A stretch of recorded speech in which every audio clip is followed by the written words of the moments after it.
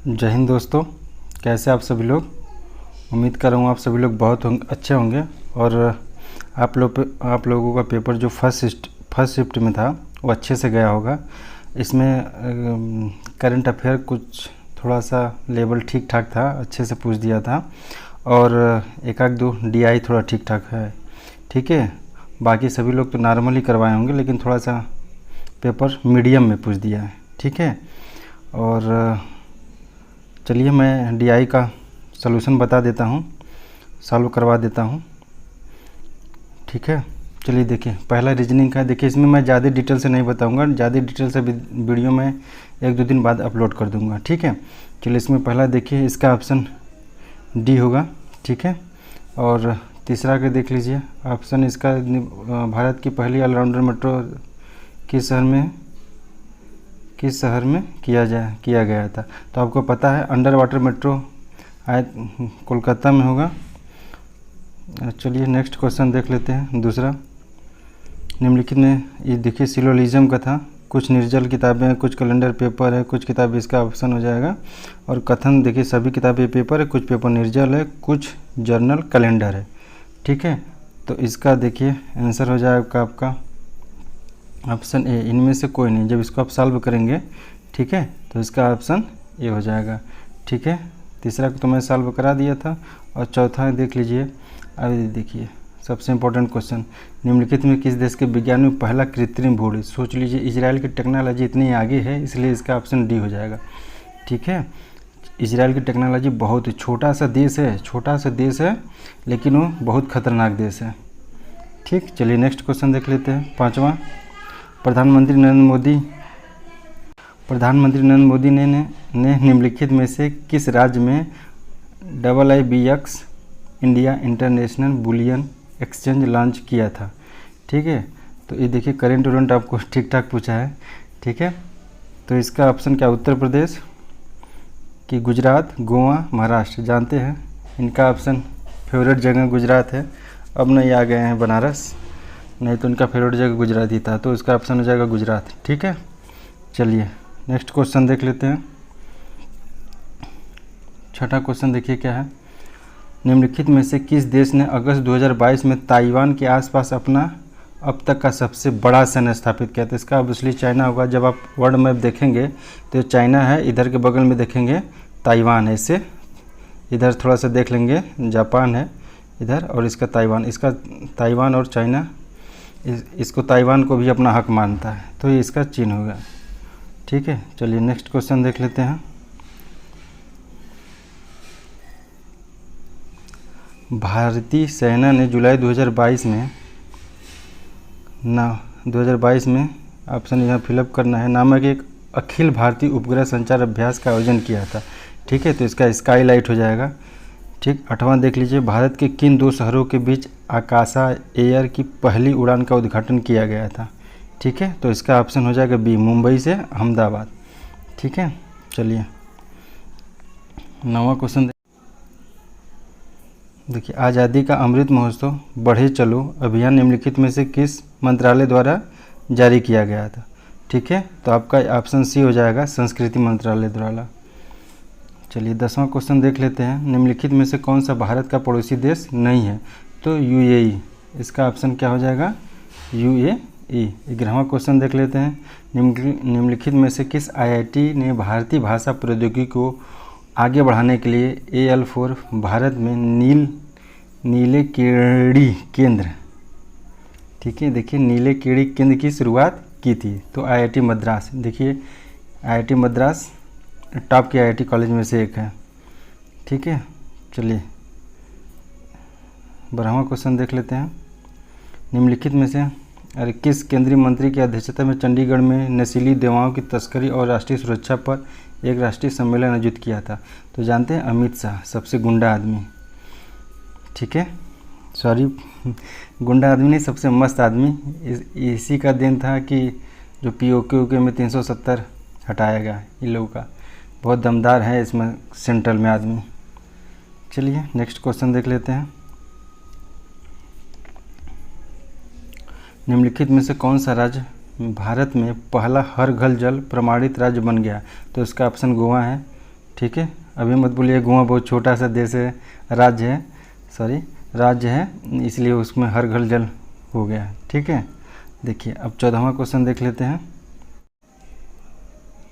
14वां question देख लेते हैं क्या है। अंतर्राष्ट्रीय जैव विविधता दिवस मैंने आपको बताया था, BB मतलब डबल बार बी तो डबल बार 2, ठीक है, 22 मई।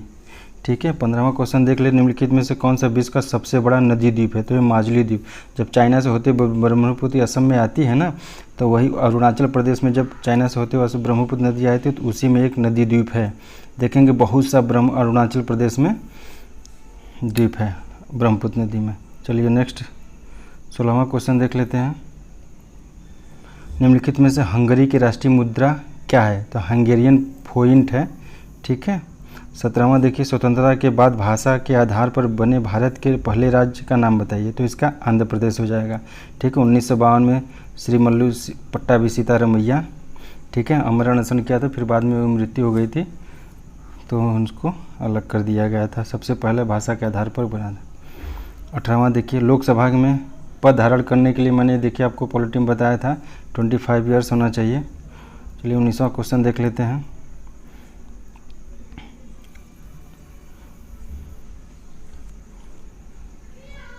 UNFCCC का अर्थ क्या है। तो देखिए इसका ऑप्शन सी हो जाएगा, यूनाइटेड नेशन फ्रेमवर्क। फेडरेशन मत करिएगा, फेडरेशन नहीं होगा, फ्रेमवर्क कन्वेंशन होगा, काउंसिलिंग नहीं होगा, कन्वेंशन ऑफ क्लाइमेट चेंज। ठीक है, तो ऑप्शन सी। नेक्स्ट क्वेश्चन देख लेते हैं। नौटंकी, उत्तर प्रदेश में बहुत नौटंकी होती है। ठीक है, रासलीला और नौटंकी उत्तर प्रदेश का है।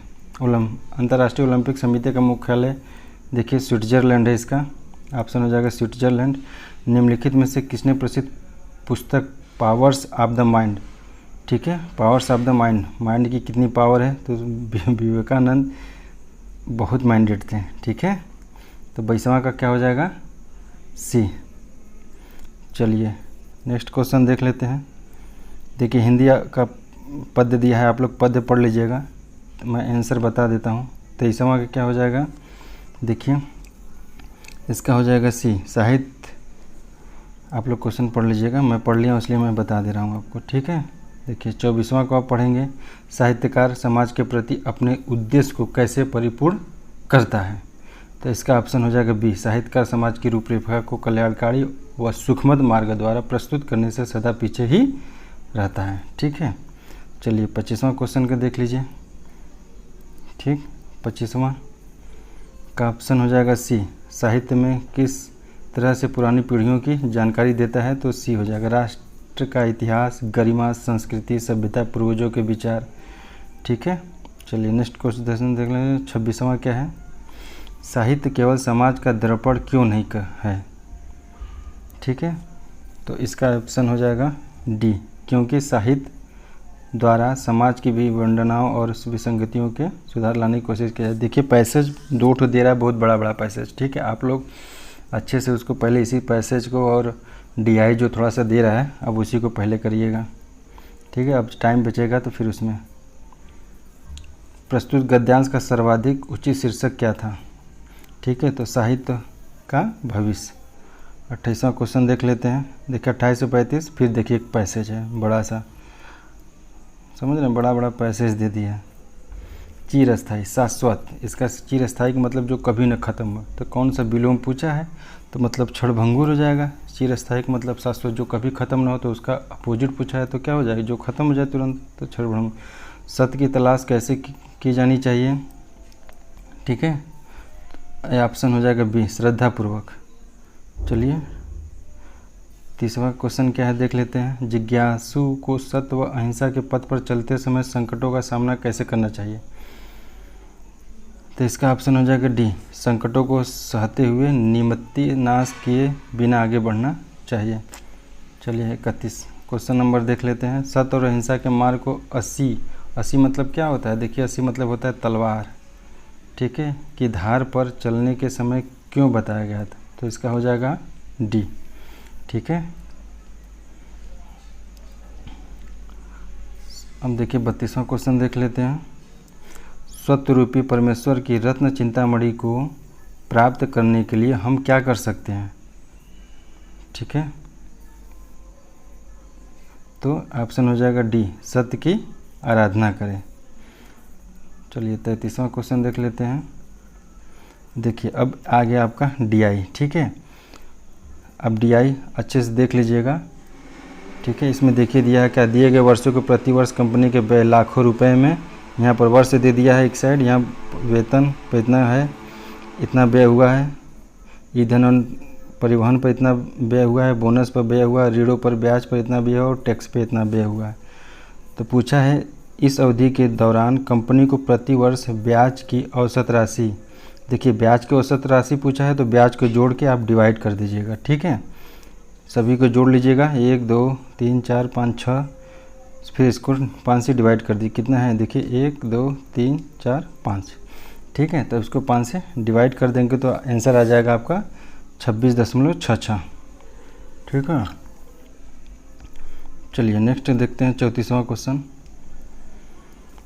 दी गई अवधि के दौरान कंपनी द्वारा भुगतान की गई बोनस की कुल राशि इस अवधि के दौरान भौगत की वेतन की कुल राशि का लगभग कितना प्रतिशत है। देखिए मैंने बताया था कितना प्रतिशत है, बस सभी को जोड़ के अब इसको जोड़ के बोनस को जोड़ लीजिएगा कुल राशि और भुगतान को, ठीक है। अब बता दीजिएगा कितना परसेंट है, परसेंट तो आप निकालेंगे तो इसका आंसर आएगा 0.1%, सी नहीं आएगा, ये आएगा आपका बी 0.6%, ठीक है। चलिए नेक्स्ट क्वेश्चन देख लेते हैं 35 का। 2011 में इन सभी मदों पर कुल व्यय, ठीक है, 2011 में कुल व्यय और 2015 में कुल व्यय लगभग कितना प्रतिशत था। आप इजी से निकाल लीजिएगा कितना परसेंट है। 2011 में सभी मदों का व्यय जोड़ लीजिएगा, देखिए आप ऐसे जोड़िएगा 2011 में सभी मद है, सभी मद का 2011 में सभी मद मतलब ऐसे जोड़िएगा पूरा यहाँ तक, मतलब 300 वेतन पर, 100 रुपया फ्यूल ऑन ट्रांसपोर्ट पर, बोनस पे 2, ऋण ब्याज पर 13.4 और कर पर इतना। 2011 का पूरा जोड़ लीजिएगा कुछ आएगा, फिर ऐसे ही 2015 में पूछा था 2015 का पूरा जोड़ लीजिएगा, अब फिर निकालिएगा कितना परसेंट है, ठीक है। तो इसका आंसर जानते हैं, इसका आंसर आ जाएगा 68.3%। 2011 का सी जोड़ के 2015 का जोड़ के निकाल दीजिएगा कितना परसेंट है, तो इसका आ जाएगा 68.33%। चलिए नेक्स्ट क्वेश्चन देखिए क्या है। सभी वर्षों के लिए करों पर कुल व्यय, ठीक है, देखिए सभी वर्षों के लिए करों पर कुल व्यय और सभी वर्षों के लिए ईंधन और परिवहन पर कुल व्यय के बीच का अनुपात, बस जोड़ का अनुपात निकाल दीजिएगा, तो इसका आ जाए 109:151, ठीक है। चलिए नेक्स्ट देख लेते हैं 37।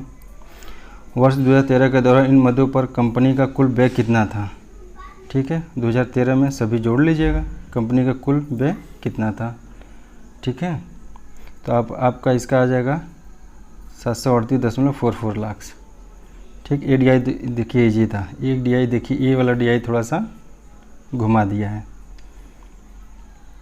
देखिए DI क्या है, एक व्यक्ति ने एक दिन में 5 कारें खरीदी, ठीक है, दिन में 5 कारों खरीदी और 10 दिनों के लिए किराए पर रखी। तालिका की पढ़ें और प्रश्नों को उत्तर ध्यानपूर्वक दें। देखिए 5 कारें खरीदे हैं, जो कौन कौन सी कारें इसमें, आल्टो है, स्विफ्ट है, टियागो है, मिनी है और क्विड है। अब देखिए इसको आपको DI जब सॉल्व करेंगे ना तो इसमें आपको डिस्टेंस निकालना पड़ेगा, स्पीड आपको निकालना होगा, स्पीड। तो मैं स्पीड पहले ही निकाल दे रहा हूँ, देखिए मैं बस इसी में काम स्पीड निकालने का ही था, बाकी सब ईजी है।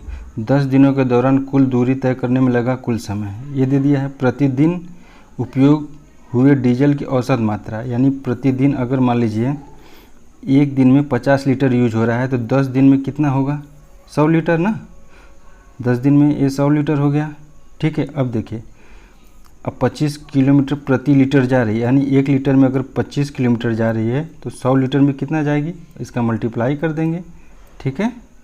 अब ये आ गया डिस्टेंस, ठीक है, ये डिस्टेंस आ गया, ये आपको टाइम दिया है, तो डिस्टेंस और टाइम का डिवाइड कर देंगे तो आपका 50 किलोमीटर प्रति आवर्स स्पीड आ जाएगा। बस यही स्पीड निकालना है, स्पीड का खेल है। फिर से एक बार समझ लीजिए, देखिए कार की आल्टो 25 किलोमीटर प्रति लीटर है, ठीक है। कार का माइलेज 1 लीटर में 25 किलोमीटर जा रही है। और यहाँ पर दिया है 10 दिन के दौरान कुल दूरी तय करने में लगा कुल समय, यानी 50 घंटा।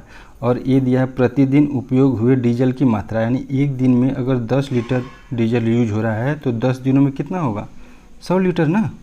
तो यहाँ पर देखिए सबको 100 लीटर कर लीजिए, ये 10 दिन में 100 लीटर हो जाएगा, ये 10 दिन में ये भी 100 लीटर हो जाएगा, ये 120 लीटर हो जाएगा।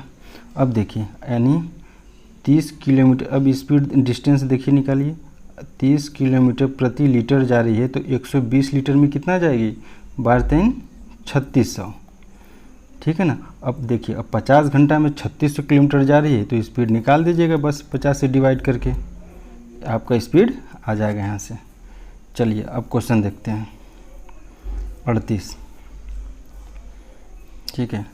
10 दिनों के दौरान अल्टो और टियागो की औसत गति, देखिए स्पीड का रेशियो पूछ दिया तो आप स्पीड का रेशियो बस स्पीड निकाल के दोनों का रेशियो निकाल लीजिएगा, ठीक है। तो इसका 25 और 36 आ जाएगा, ठीक है। चलिए नेक्स्ट क्वेश्चन देख लेते हैं।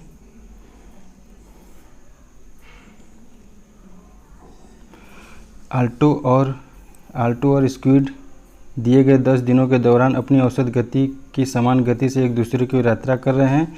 मिलने के बाद वे एक दूसरे के शुरुआती बिंदु की ओर यात्रा करते हैं।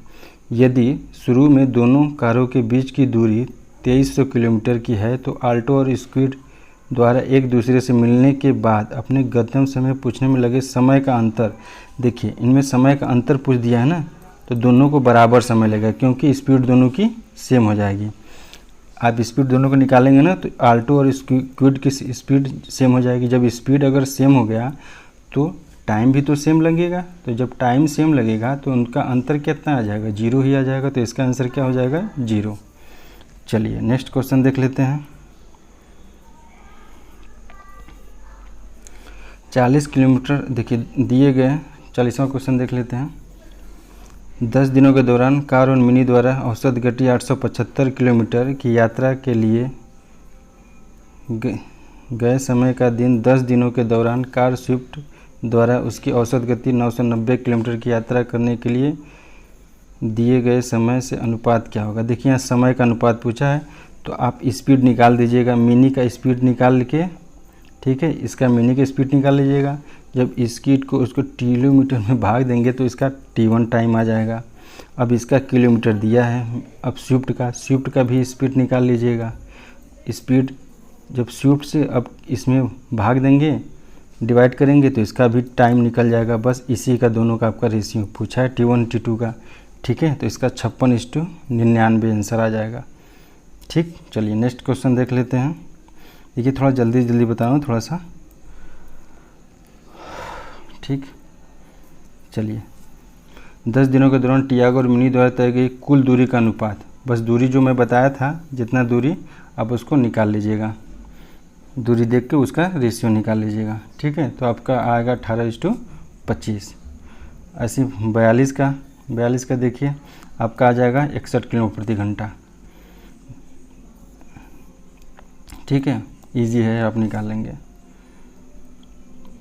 देखिए नेक्स्ट DI, ये थोड़ा देखिए डबल लाइन ग्राफ का दे दिया था। मैं सोचा था आपको डबल DI लाइन ग्राफ कराने के लिए, बट मैं सोचा कि डबल वाला नहीं आएगा, लेकिन देखिए दे दिया, ठीक है।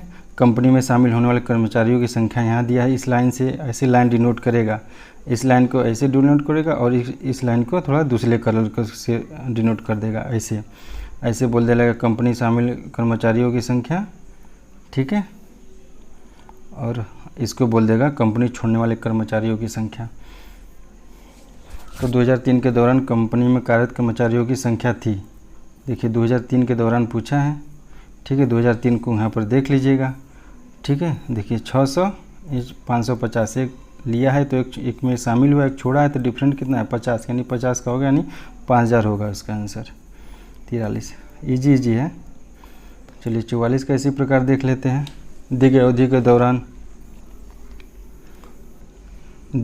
के दौरान किसी भी वर्ष में कंपनी में शामिल होने वाले कर्मचारियों की न्यूनतम संख्या का कंपनी छोड़ने वाले कर्मचारियों की अधिकतम संख्या का अनुपात, ठीक है। तो आप देखेंगे तो इसका आ जाएगा, यानी ये होगा 9/13, ठीक है। चलिए 45वां क्वेश्चन देख लें। किस वर्ष में पिछले वर्ष की तुलना में कंपनी छोड़ने वाले कर्मचारियों की संख्या में प्रतिशत वृद्धि कमी अधिकतम थी, यानी वृद्धि या कमी अधिकतम थी। तो अब इसको ग्राफ से जब देखेंगे, ठीक है, तो आपका ऑप्शन हो जाएगा 2002, यानी ऑप्शन नंबर डी ये आंसर हो जाएगा। चलिए 2003 और 2002 और 2003 तक कर्मचारियों की संख्या में लगभग कितने प्रतिशत की वृद्धि हुई, आप देखेंगे तो इसका 1% के लगभग वृद्धि होगी। चलिए 47वां क्वेश्चन देख लेते हैं। 2003 में कंपनी में काम करने वाले कर्मचारियों की संख्या 2006 में कंपनी में काम करने वाले कर्मचारियों की संख्या लगभग कितने % थी, ठीक है। तो आपका आंसर आएगा 96.15%। चलिए अब देखिए नेक्स्ट DI, ये देखिए मैंने DI कराया था, बस थोड़ा डाटा चेंज है, ये डाटा चेंज है थोड़ा सा, ठीक है। 48 से 52 तक देखिए क्वेश्चन है। 48 से 52 ये मैंने आपको DI कराया था, बस थोड़ा सा डाटा चेंज है, खिलौने का उत्पादन भी दिया है, ठीक है। ये इजी DI है, इसका बस आप लोग आंसर देख लीजिए, ये इजी DI था, आप लोग इसको कर लिए होंगे। पिछले वर्ष की तुलना में किस वर्ष उत्पादन अधिकतम था, ठीक है, तो 2017 में हो जाएगा। दिए गए कितने वर्षों में खिलौनों का उत्पादन दिए गए वर्षों के उत्पादन से अधिकतम था, तो इसका ऑप्शन ये हो जाएगा 4, ठीक है। अब देखिए 2013 से 2014 तक खिलौनों के उत्पादन में लगभग प्रतिशत गिरावट कितनी थी, ठीक है, तो 20% की गिरावट थी। आप देख लीजिएगा इसको सॉल्व करके। 2015-2016 मैंने कठिन थोड़ा सा हिंट देके बता दिया हूँ। 2015 और 2016 का औसत उत्पादन निम्नलिखित में किस वर्षों के युग में का औसत उत्पादन के बिल्कुल बराबर थी, ठीक है। तो इसका हो जाएगा आपका 2012 और 2017। औसत मत निकालिएगा, क्योंकि जब A+B, जैसे A+B 2 साल का लेना है, अपन 2 करेंगे औसत निकालने के लिए। इस टू अगर मान लीजिए C+D ले रहे हैं, अपन 2 करेंगे, तो ये कट जाएंगे। बस दोनों का सम देख लीजिएगा किसके बराबर आ रहा है, तो दोनों का सम देख लेंगे किसके बराबर आ जाएगा, तो वही हो जाएगा 2012 और 2017 का सम देखेंगे ना, तो 2015 और 2016 के सम के बराबर ही होगी। चलिए नेक्स्ट क्वेश्चन देख लेते हैं।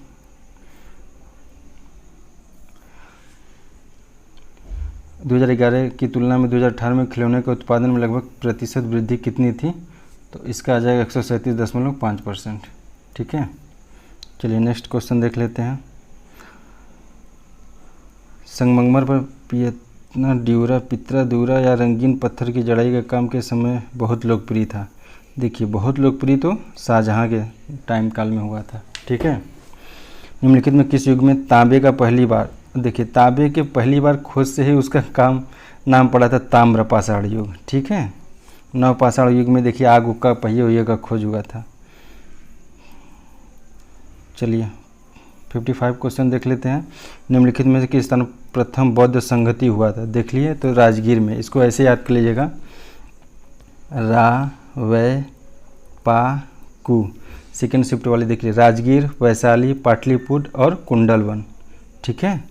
अब ऐसे भी याद कर लीजिएगा, शासक कौन था, अका अक, ठीक है, यानी अशोक,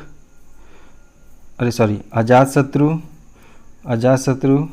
फिर कालाशोक, फिर अशोक, फिर कनिष्क, ठीक है। अका अक रावे पाकू से राजगिरी, वैशाली, पाटलिपुत्र और कुंडलवन। यहाँ हो जाएगा अजातशत्रु, कालाशोक, यानी प्रथम बौद्ध संगति अजातशत्रु के शासनकाल में, द्वितीय हो जाएगा आपका कालाशोक के शासनकाल में, तीसरा हो जाएगा आपका अका अक से, फिर चौथा हो जाएगा कनिष्क के शासनकाल में, ठीक है। यहाँ ये हो जाएगा अशोक, ठीक है, तृतीय अशोक के शासनकाल में। चलिए नेक्स्ट देखते हैं। देवनाम प्रियदर्शनी, इसका देखेंगे पढ़ेंगे। देवनाम प्रियदर्शनी अशोक का ही था नाम, ठीक है, मौर्य सम्राट अशोक का नाम था, ठीक है। चलिए 57 क्वेश्चन देख लेते हैं, इस साइड है। जब इस कंपनी की स्थापना हुई तब भारत पर किसका शासनकाल था, तो मुगल सम्राट का। भूदान आंदोलन जानते हैं ना, विनोबा भावे, से भूदान भावे, भ से भू, भ से भूदान, ठीक है। चलिए नेक्स्ट क्वेश्चन देख लेते हैं। दांडी यात्रा नामक यात्रा के दौरान निम्नलिखित में से किस सामाजिक कार्यकर्ताओं ने गांधी जी को आंदोलन को केवल पुरुषों तक सीमित तक, इसका हो जाएगा कमला देवी चट्टोपाध्याय, ठीक है। चलिए नेक्स्ट क्वेश्चन देख लेते हैं। राष्ट्रवाद की पहली राष्ट्रवाद की पहली स्पष्ट अभिव्यक्ति निम्नलिखित में किस क्रांति की हुई थी? तो फ्रांसीसी क्रांति के। ठीक है, चलिए 61 क्वेश्चन देख लेते हैं। चलिए पेन थोड़ा चेंज कर लेते हैं। पेन कौन सा ले लें को? ये वाला अच्छा था, इसी को ले लेते हैं। सरकार के निम्नलिखित में से किस अधिनियम के कारण बम्बई से सिंध प्रांत को अलग कर दिया गया? तो भारत शासन अधिनियम 1965। मैक्सिमम हम लोग जो इतना संविधान बना है ना, मैक्सिमम कानून इसी से लिए गए हैं। 61वां। ठीक है, चलिए नेक्स्ट क्वेश्चन देख लेते हैं। प्रसिद्ध युद्ध का नारा दिल्ली चलो सुभाष चंद्र बोस। कहाँ हैं सुभाष चंद्र बोस? यही। चलिए 63 नंबर देख लेते हैं। निम्नलिखित में से कौन जनसंख्या वितरण को प्रभावित करने वाले आर्थिक कारक नहीं है? अब देखिए, सीधे से औद्योगिकरण, शहरीकरण, खनिज सब प्रभावित करता है। पानी की उपलब्धता कहाँ जनसंख्या वितरण को प्रभावित करे? विश्व की सबसे ऊंची चोटी माउंट एवरेस्ट के बीच स्थित है, नेपाल और तिब्बत के बीच। चलिए नेक्स्ट क्वेश्चन देख लेते हैं। अक्टूबर की गर्मी का मुख्य कारण है। ठीक है, देखिए कितनी भयानक गर्मी पड़ती है, तो उच्च आर्द्रता से जुड़ा उच्च तापमान। ठीक है, भारत का मानक सीमा कहाँ से गया है? और देखिए 65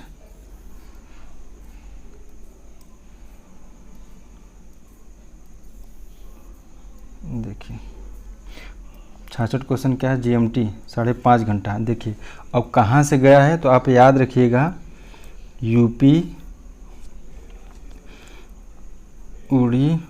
यूपी में, सॉरी रुकिए मैं इसको थोड़ा सा रब करता हूँ। ठीक है, चलिए बताता हूँ कहाँ से गया है। यूपी में छतरी उड़ी आंधी से 5 राज्यों से गया है। यूपी मतलब उत्तर प्रदेश, में मतलब मध्य प्रदेश, छतरी मतलब छत्तीसगढ़, उड़ी मतलब उड़ीसा, आंधी से मतलब आंध्र प्रदेश। देखिए कितने हो गए? 1 2 3 4 और मध्य प्रदेश, यूपी हो गया 5 राज्यों से होकर गई है। 5.5 घंटा है GMT। चलिए नेक्स्ट क्वेश्चन देख लेते हैं। हरित क्रांति की रणनीति का हिस्सा निम्नलिखित में से कौन सा हरित क्रांति की रणनीति का हिस्सा था? सच्चाई, उच्च उपज देने वाली किस्मों के बीज, ये भी है, रासायनिक उर्वरक और पोषण, यानी तीनों हो जाएगा, यानी ऑप्शन ए सही है इसका, ये सभी। 68 देख लेते हैं। निम्नलिखित में से किस नदी को बिहार का शोक? कोसी नदी। आप ऐसे रात में सोए रहेंगे ना, ऐसे पलंग पे सोए हैं, तो आप सुबह उठ के देखेंगे तो आपका खटिया पानी में तैरती रहेगी। बहुत नदी रास्ता ऐसे ऐसे बदलती है। चलिए कोसी नदी। चलिए 68 69 क्वेश्चन देख लेते हैं। भारत की पंचवर्षीय योजनाओं को अंतिम स्वीकृति निम्नलिखित में से किसके द्वारा दी गई थी? तो NDC के द्वारा, नेशनल डेवलपमेंट काउंसिल की राष्ट्रीय विकास परिषद, जो कि पंचवर्षीय योजना ख़त्म कर दिया गया है। उसकी जगह तो लाया गया था नीति आयोग। किसी भी विकासशील अर्थव्यवस्था के प्रारंभिक चरणों में अधिकांश गतिविधियाँ किस क्षेत्र की? देखिए जब विकासशील रहती है तो उसमें प्राथमिक अर्थव्यवस्था की मेन भूमिका होती है। चलिए नेक्स्ट क्वेश्चन देख लेंगे। 71 निम्नलिखित में से एक वाणिज्यिक बैंक नहीं है। ठीक है, तो आपका हो जाएगा सिडबी। 72 देखते हैं। निम्नलिखित में से कौन सा सार्वजनिक क्षेत्र का उपक्रम संसद के तहत एक विशेष कानून पारित करके स्थापित किया गया है? देखिए वैधानिक निगम। ठीक है, जो अगर कानून पास करके जाएगा तो वो तो संविधान में वर्णित हो जाएगा ना, तो उसी को कहते हैं वैधानिक निगम, जो वैध हो, वैलिड। भारत की संघ कार्यकारिणी में निम्नलिखित में से कौन शामिल नहीं है? देखिए संघ कार्यकारिणी में प्रधानमंत्री, उपराष्ट्रपति, राष्ट्रपति, राज्यों के मुख्यमंत्री शामिल नहीं है, ऑप्शन ए। चलिए नेक्स्ट क्वेश्चन देख लेते हैं।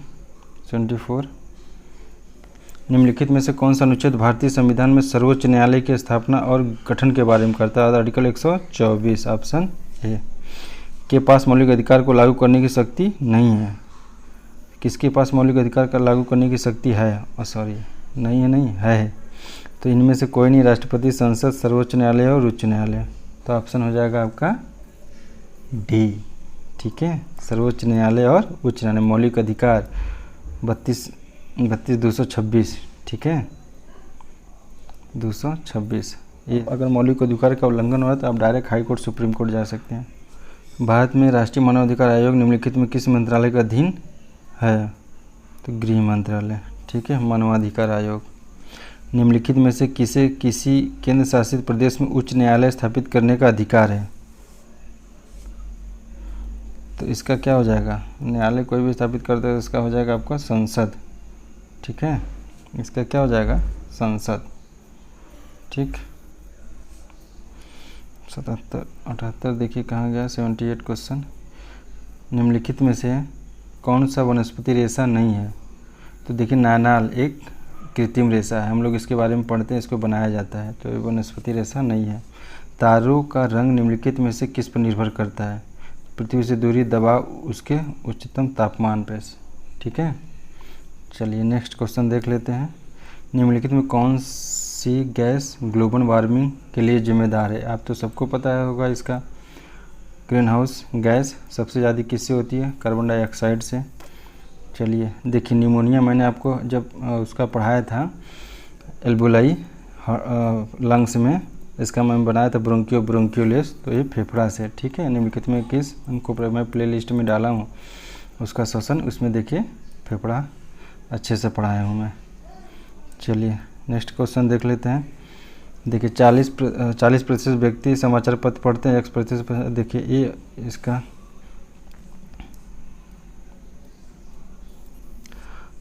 इसमें दिया 40 व्यक्ति, यहाँ X है, ये 40%, यहाँ हो गया है Y हो गया, यहाँ 50% और 10% दोनों। जब 40% 10% ये 30% बच गया, और 50 में से 10% भी है तो ये 40% हो गया। तो 40 30 70 10 80 हो गया, 100 - 80 यानी 20% इसका आंसर हो जाएगा।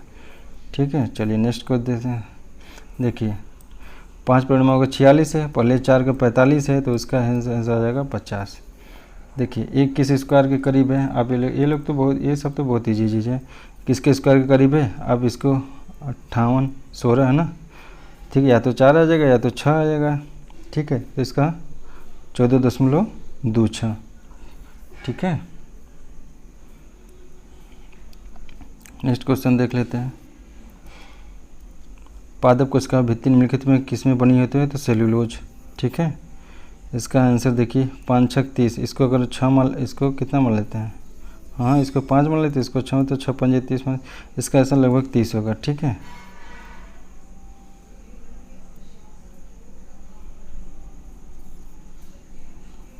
चलिए नेक्स्ट क्वेश्चन देख लेते हैं।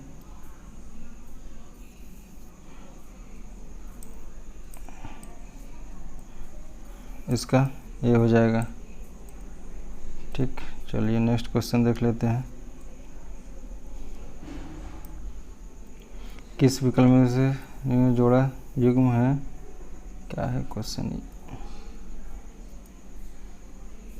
निम्न किस विकल्प में सही विलोम युग्म है? ठीक है, तो ये आ जाएगा डी। नूतन मतलब नया, पुरातन मतलब पुराना, ये विलोम युग्म है। ख्याली पुलाव करना, बस सोचते रहने से कुछ नहीं, असंभव बातों की कल्पना नहीं कि बस सोचे कि हम राष्ट्रपति बन जाए, वैसे काम भी करोगे तब ना कि खाली पुलाव पढ़ोगे। देखिए महर्षि का महाधन ऋषि। ठीक, और किस युग में शब्द का अर्थ भेद सही नहीं है?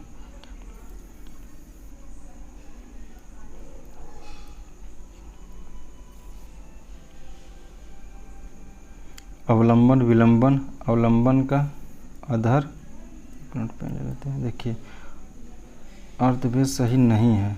अपेक्षा का आशा, उपेक्षा का निरादर, अंश का मतलब हिस्सा होता, अंश मतलब गधा, अनिल मतलब हवा, अनिल मतलब आग।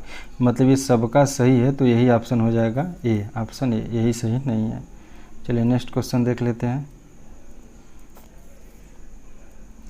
किस विकल्प में सभी शब्द परस्पर पर्यायवाची है? रीता, रिक्त, मनोहर, नीले, दानव, निशाचर, अम्बक। दानव मतलब वो, निशाचर माने राक्षस, निशाचर दानव सब, अम्बक मतलब ये होगा परस्पर, पार्वती, रुद्राणी और भवानी। ठीक है, तो डी।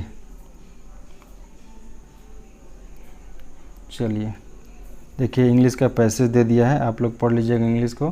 आंसर बता देता हूँ, ये होना इसका ऑप्शन 9 हो जाएगा। चलिए और इसका देख लेते हैं 94 का कौन सा क्वेश्चन क्या है। Why were the squads collect, तो इसका होगा फॉर बैटिंग।